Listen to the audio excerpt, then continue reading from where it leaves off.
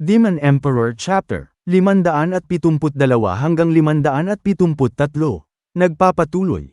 Bago ko siya gamutin, kailangan ko munang alamin kung anong kalagayan niya ngayon. Susuriin ko muna ang kanyang pulso kung anong tinitibok ng kanyang damdamin. I want baby kisses. You miss my body.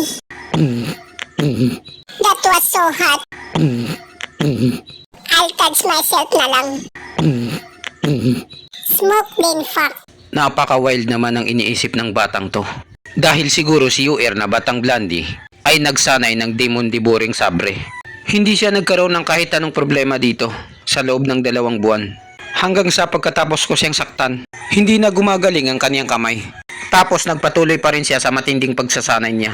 At yun ang nagdulot ng pagbagsak ng kaniyang katawan at pagkawasak ng kaniyang pagkababae.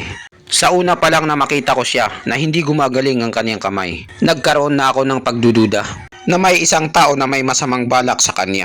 Pati yung pinapainom sa kanya ng mga gamot ay expired na. Tapos itinuloy-tuloy niya pa rin ang pag-iinsayo kahit sugatan na siya para lang pumasa siya sa darating na exam ng mga mag-aral sa labas.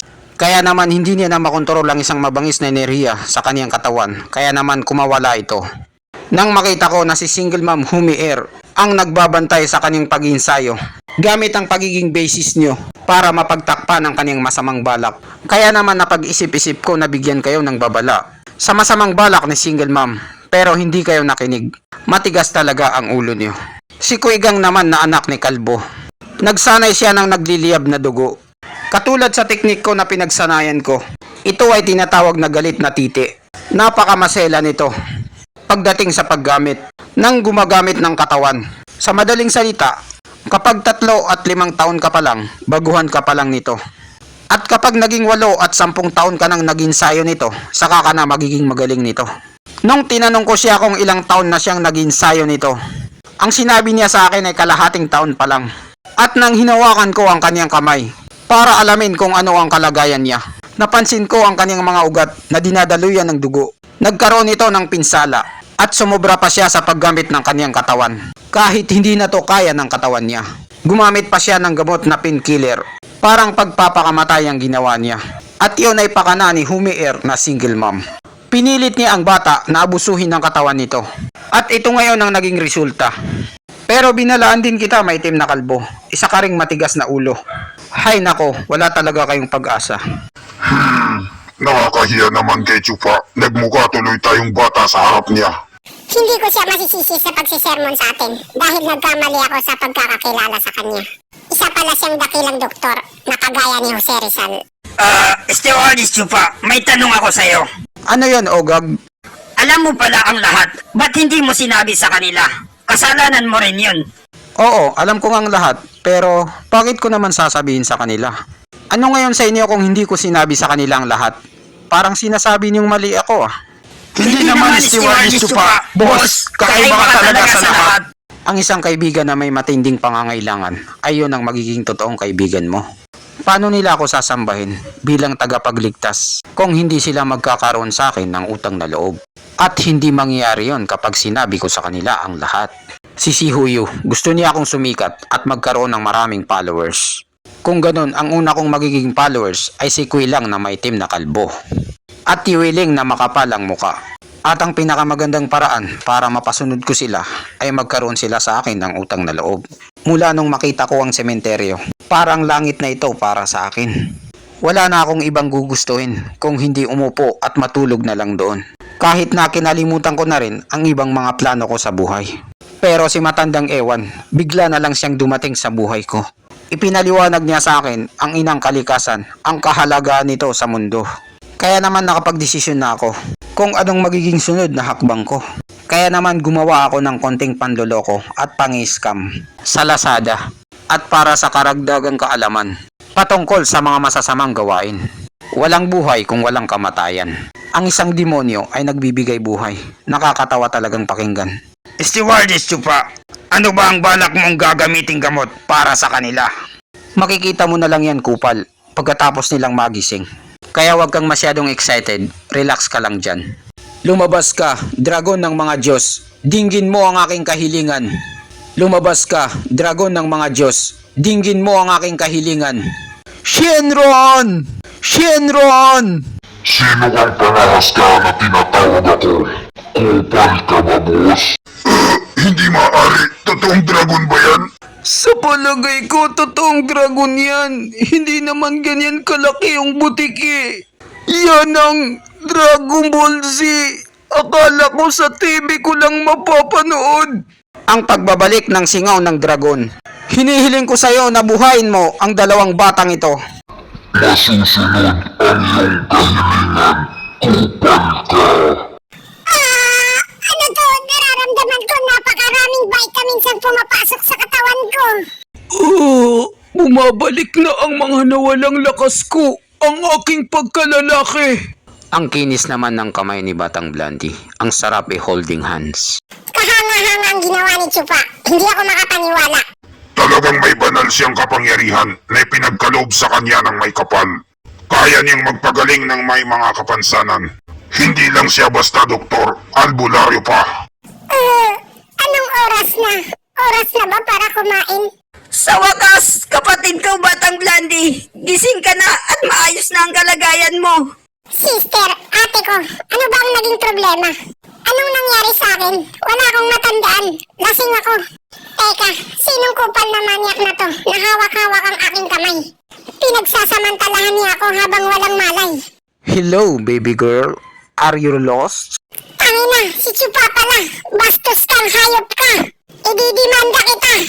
Hindi pa rin siya tumitigil sa kakakulit sa akin. Sinabi ko na nga sa kanya na wala siyang pag-asa sa akin. Ang tipo kong lalaki ay yung macho na nag-gym. At may Lamborghini. Buisit, nakaka-bad trip talaga ang taong to. Ito ang nababagay sa mga katulad mong manyak. Aray, ang sakit. Sinampal ako ng walang hiyang babaeng to. Hindi maaari!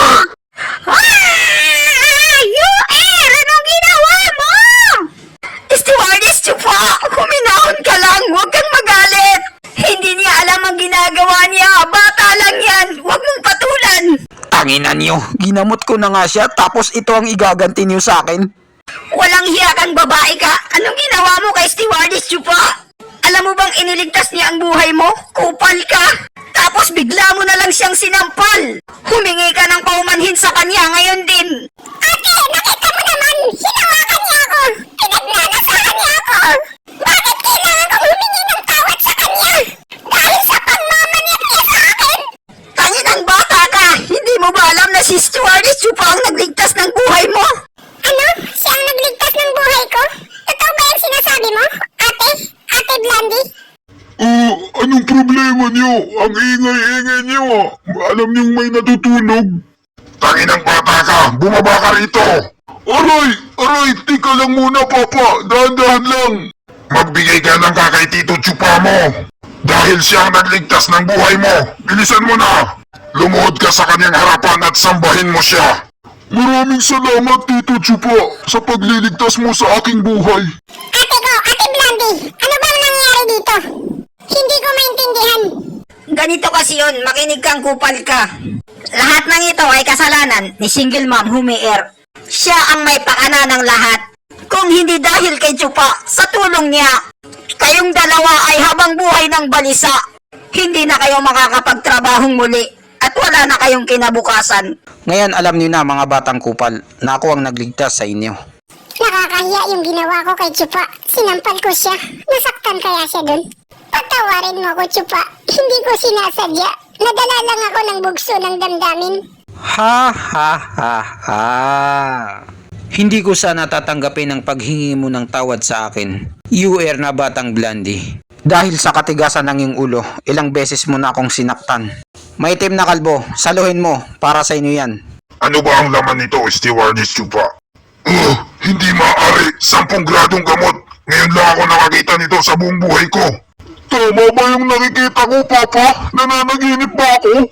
Tama kayo sa nakikita nyo at hindi kayo nagkakamali.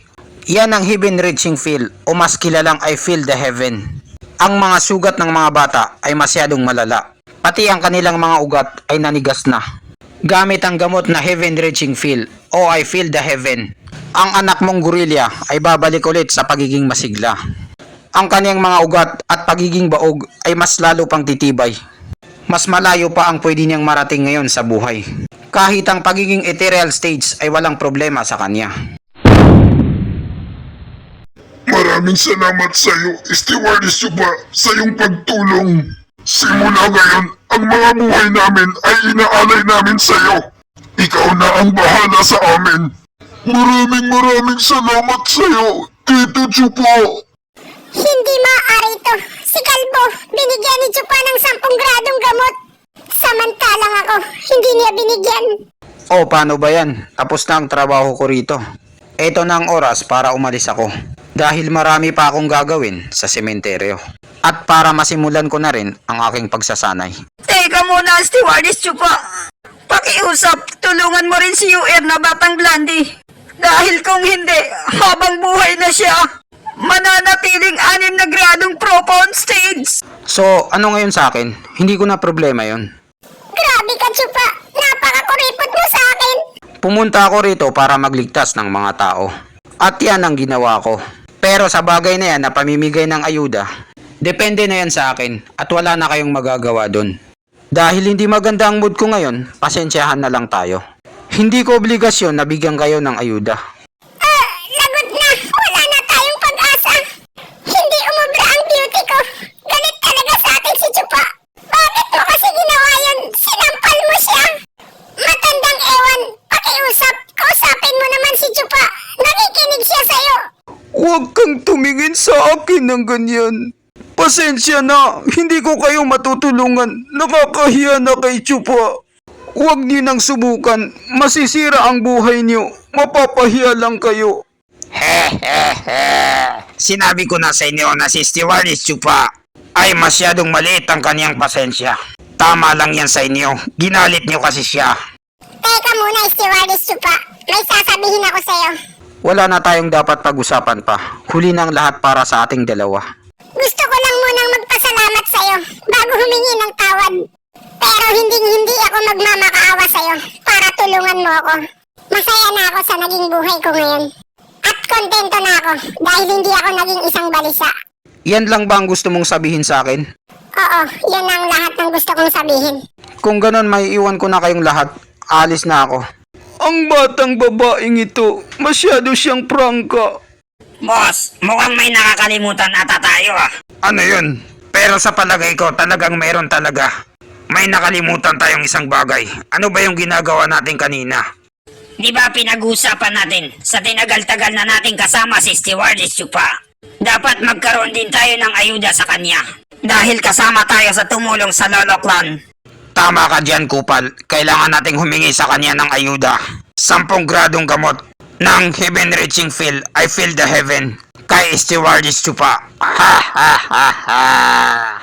Tama ka dyan. Tara na, puntahan na natin si Stewardess Chupa. Hinihintay na tayo ng ating heaven-reaching feel. I feel the heaven. Nandyan na kami. Hintayin mo lang kami, Chupa. Paano kaya nagawa ni Chupa na pamuhin ang 4 na kambal na yun? Kakaiba talaga siya. Para siyang si Malupiton.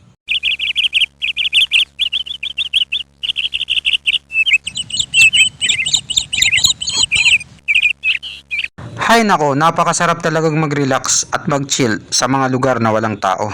Walang gumagambala sa'yo na maingay. 4 na kambal, ang tagal niyo namang dumating. Na-traffic ba kayo sa EDSA? Stewardess Chupa, inaasahan mo bang darating kami? Ito, saluhin mo. Pamasko ko sa inyo para hindi na kayo magtampo. Ha ha ha, tinanong niyo pa yan sa akin. Alam ko na kung anong nasa isip niyo. Hindi niyo na kailangan itago sa akin. Kahit hindi kayo nakasali nung huling laban namin sa Luzon, pero naging kakampi ko pa rin kayo. At hindi ako kuripot sa mga tauhan ko. Hindi ako gaya ng iba dyan na 13-month lang ang ibinibigay. Ako may kasama pang Christmas bonus at isang sakong bigas. Yay! Kakaiba ka talaga, Stewardess Chupa. Ikaw talaga ang boss namin. Walang makakapigil. Sky is the limit. Kahit membro pa kami ng Demon Seming Sekto, ikaw pa rin ang susundin namin, Stewardess Chupa.